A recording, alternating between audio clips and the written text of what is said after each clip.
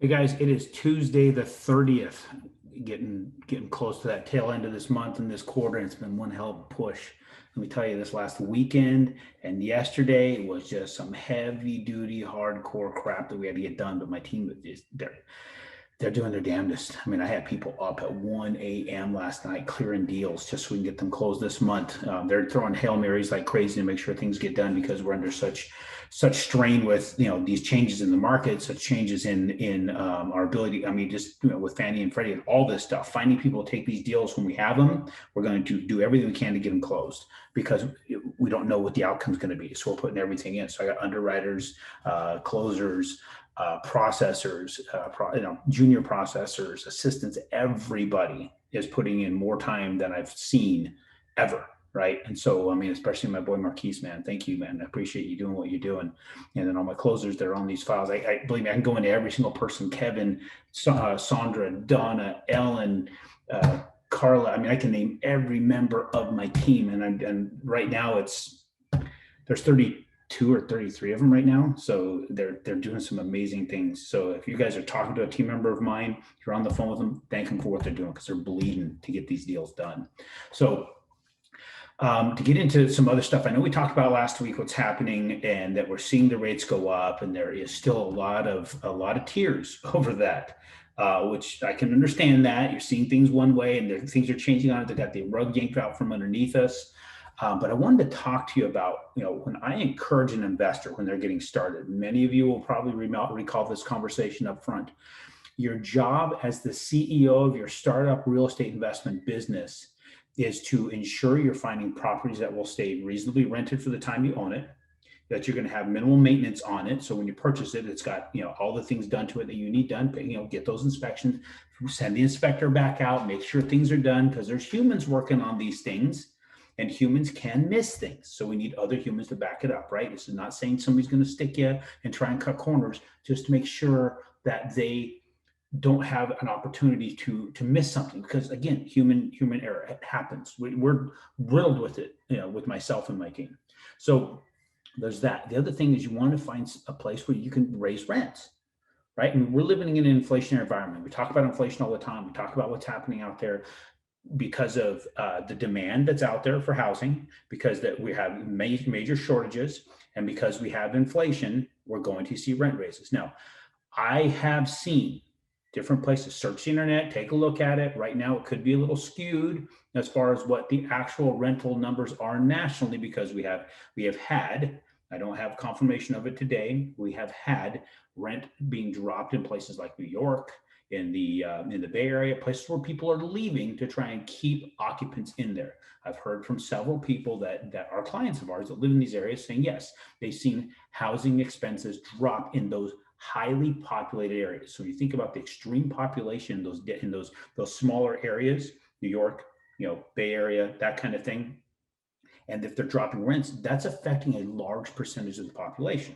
So because that's going to affect the national average. But when you look at some of these other areas, when you start investigating some of these places that you may buy in, see what they're experiencing. I've seen numbers coming in from 3.6 to 5% rental increases annually, right? So for the purpose of what we're talking about today, we're going to talk about just 3%, okay?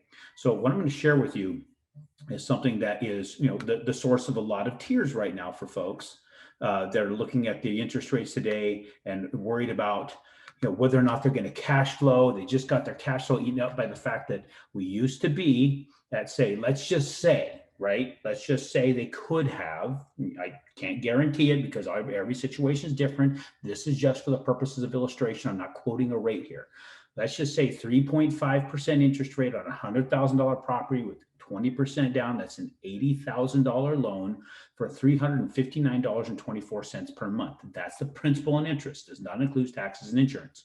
So we're looking at $359.24. Now let's say the house was under construction. It's taken 8 months to build. Now all of a sudden the interest rates went up. And let's just say you saw, I'm not saying that's today's rate. This is, again, illustration, 4.875. This thing rounds up to 4.88. Now it's $423.37. Big jump, right? What is that jump? That's $64.13. Some will say, man, that's a massive cut into my cash flow. I get it. I get where you're coming from. But if you're at a 1% rent to value ratio, which is $1,000 a month, right? You're still you're experiencing some cash flow. You should still experience somewhere close to a couple $100 a month in cash flow. Seems reasonable, right? And that's what I've always said. If you're experiencing a couple $100 a month in cash flow, you should receive a very, very good return on this. Some people will think that they need a better cash on cash return. That metric is a nice metric for just a quick calc. It's not the end all be all. Don't let that sucker you in to walking away from a deal because it's not a great cash on cash return because you're suckered into the first year. Now, the one thing that we want to talk about is a 3% increase in rent, right? We want to see that 3% compound growth. So what I'm going to do is I'm going to switch screens. I'm going to share another screen here so you can look at this calculator that I have it on the other calculator, but I'm going to switch calculators here. So here's the screen that I want to take a look at, and hopefully this is working. So we're talking about $423.37 is what the new payment is, opposed to what you hope you're going to get, $359.24. So now you're looking at a difference of $64.13. Okay, so that right there is your cash flow differential. But we're also talking about $1,000 a month in rent. You'll see this right here. That's a 1% rent to value ratio, $100,000 property, $1,000 a month rent. If you could raise it 3%, that's $30 a month, right? So now you're at $1,030 the first year. So we bridged a little bit of that gap, not quite 50% bridge, but you're getting close, right?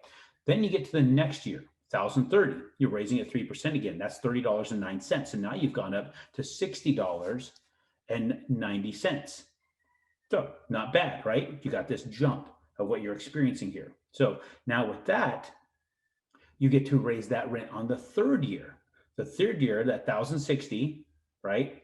And that plus that 3%, I think I miscalculated this. The $1,060 is 0.06. Let me recalculate this. This is $1,060.0 or 0.9. It's $1,060.90. That's your second year. Now you're looking at $31.82. You add that to your 60.9, now your cash flow is $92.72. So it just takes a couple years for it to go by before you've not only made up the difference of 64.13, but you've compounded past it. Now you see that compound growth, right? So if so now your new rent for the third year is $1,092.72. Now look what you do when you add that 3%. The next year, and that's another $32 plus that $1,092.72. Now you're at $1,125.50 in the fifth year, sorry. So look at that. Look at these compounds, right? Does it really matter when you get that far back into the deal? When you start going backwards into it, yes. So the interest rate went up a little bit. I get where you're coming from, but look at when you start to see the performance of the property, that it's going to continue to just literally go so far in the background, it's not even going to be a consideration anymore. The other thing, you get to, with the interest rate going up, you get to take that out on your taxes. Now, you have to talk to your CPA about that. You got to figure out how you use that to your benefit. Somebody else is paying the interest. You have the potential to be the one who writes off on your taxes if you paid it. So remember that aspect as well. So all these things play into it. Rents seem to always catch up. I'm looking back on the history of rents. I've never seen a decline in the history that I've looked at. Even during the crash, they went up of 2008. It was that little tiny window between 2012 and 2013. We saw a flat line, but we didn't see a decline. So make sure you look at these things, understand these things well before you get into it, and realize that just because you saw interest rates go up doesn't mean that you back down. You may do a little bit more math before you close. Also know interest rates going up has taken a lot of people that can't stomach being an investor. They're an opportunivore, as we talked about before, and they step aside and let you further up the line to get into the very, very small inventory we have available. Just remember that. There's not a lot of inventory out there. We are now throwing some people aside that you were having to compete with before. This is a damn good thing. So one last thing, let's get into the markets, because I know that we want to always look at that before we close out the conversation. Still going, not that awesome. You know, we had some negative directions here. I don't have any of the write-up on this. I'll probably have all this write-up for what the week is experiencing by the end of this week for the Friday conversation we're going to have here. But just look like that. Look at this. Even though the Fed's been putting in money like crazy, there's a lot of just all the way around influence of some. I'm guessing a little bit of fear of what's happening in the market. I can't speak to it right now. I'll do some digging into it and talk about this on Friday. But I wanted today to at least be a day that we talked about the cash flow piece of it, and that you can see that if you're doing your job as a CEO of your own real estate investment firm, thinking about it properly, analyzing a property, knowing that you're going to have all this being made up anyway in a couple of years, don't stress about it so much. Don't let the interest rate influence you so much. Don't run away from a phenomenal deal because the rates went up. This is not a time to get out. This is the time to double down, because others who are weaker will get out and give you a great opportunity. So set up an appointment. We can talk about your business. We can talk about continuing to grow it going forward. Don't allow this to slow you down. Allow the weaker people to get out of your way so you can continue to grow your business. We'll talk again on Friday.